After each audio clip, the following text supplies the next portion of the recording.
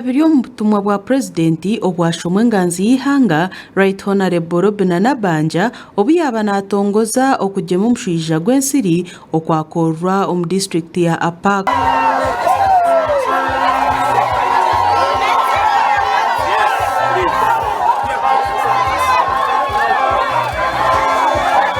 Today, Uganda is undertaking the largest malaria vaccine rollout in terms of geographical coverage and target population, reaching 170 high and moderate malaria transmission districts.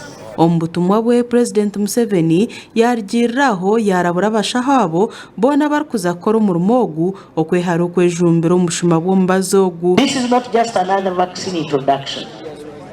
It is a bold step towards liberating our nation from the heavy burden of malaria, a disease that has for long robbed our children of their futures, stained our health system and hindered our social economic progress. War Minister w'ebyamagara Dr. Ruth Acheng omukugamba kwe yashoborera omuhendo ogw'abantu abarikwita omushwija gw'ensiri hamwe n'abaana abarikwatwa omushwija gw'ensiri. Acheng yayongera yashoborera n'omuhendo gw'amahanga agatandikira okujema abantu baabo kandi yagaruka yashoborera n'omuringo ogw'abakazi barikurabamu. 16 people to malaria.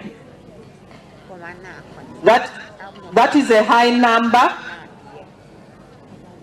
of children who die due to malaria.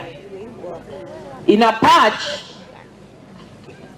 last year, the entire year, Apac reported 41 deaths due to malaria.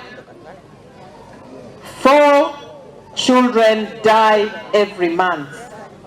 Compared to the national average, this is high because the different districts report either 1 or 2 deaths per month. The test positivity is at 66%, while the national average is 42%.